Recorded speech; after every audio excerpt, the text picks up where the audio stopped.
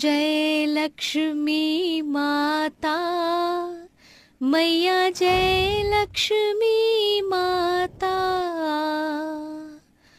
तुमको निस दिन सेवक हरि विष्णु विधाता, ओम जय लक्ष्मी माता।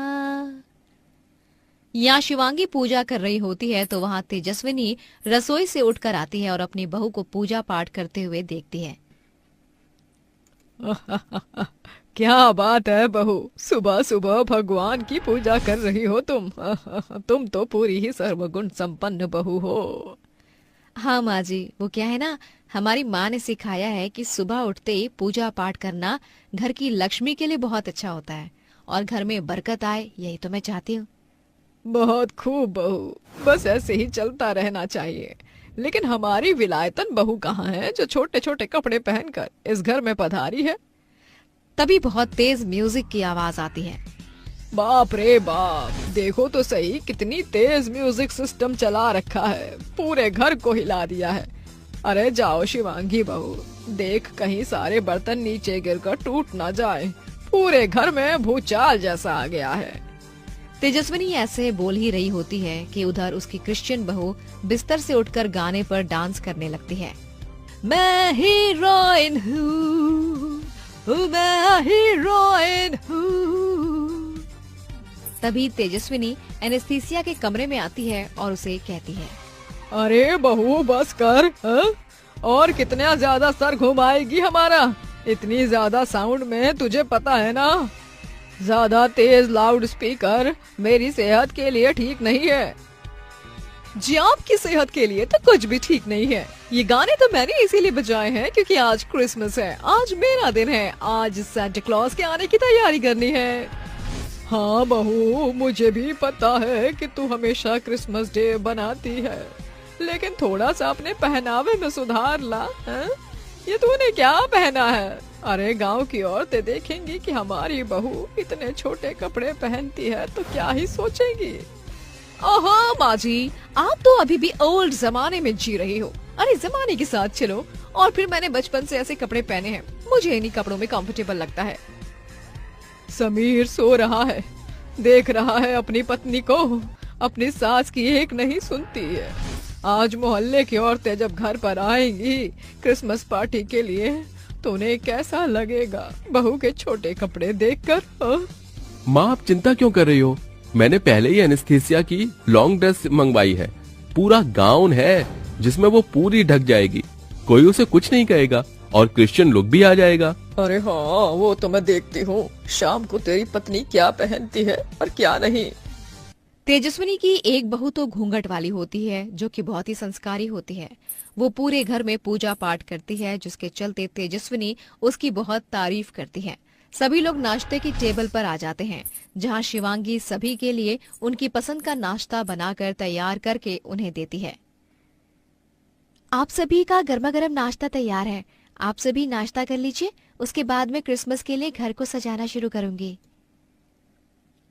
आह क्या खुशबू आ रही है खाने से। अरे बहू, हमारे तो भाग्य ही खुल गए, जब से तू घर के अंदर आई है रोजाना स्वादिष्ट खाना खाने को मिलता है।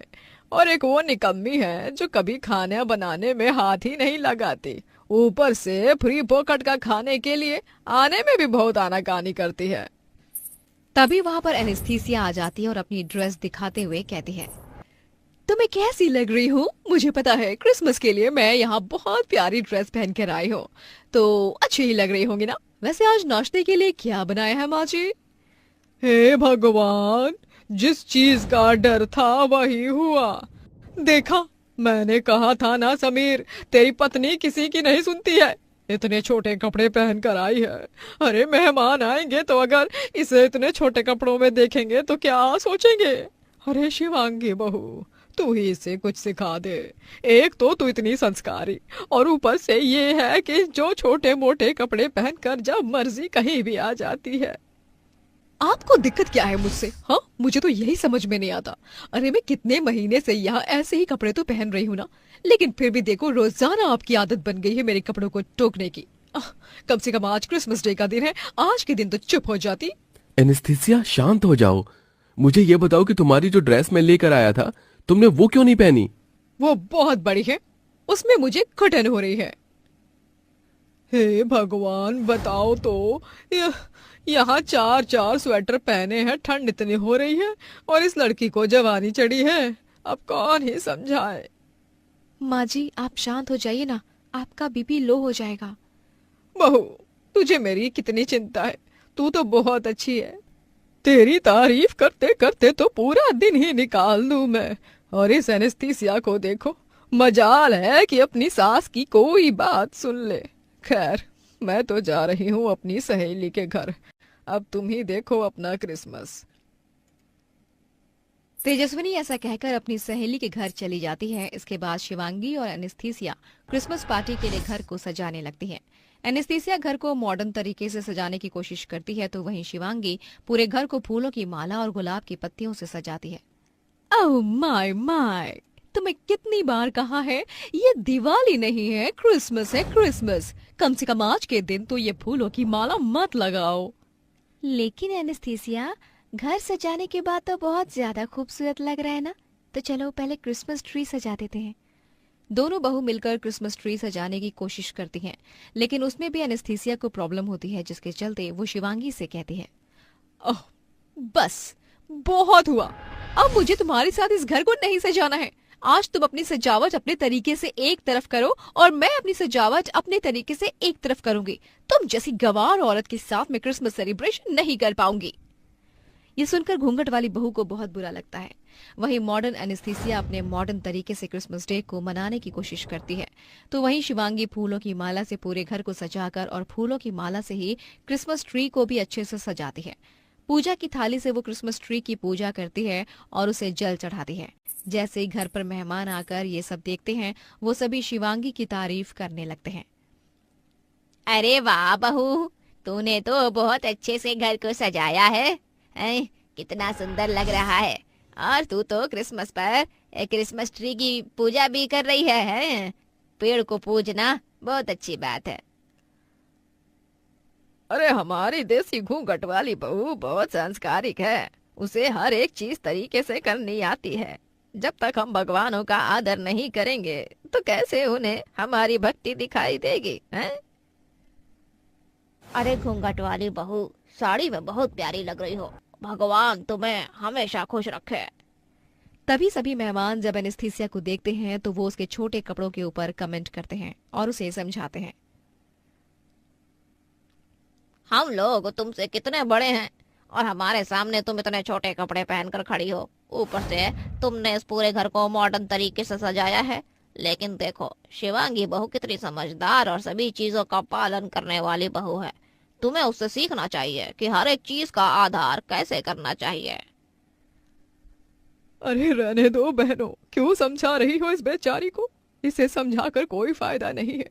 इसे तो हमारी बातें कड़वी लगती हैं। आखिर क्रिश्चियन परिवार से जो आई है, चलाएगी तो अपनी ही ना।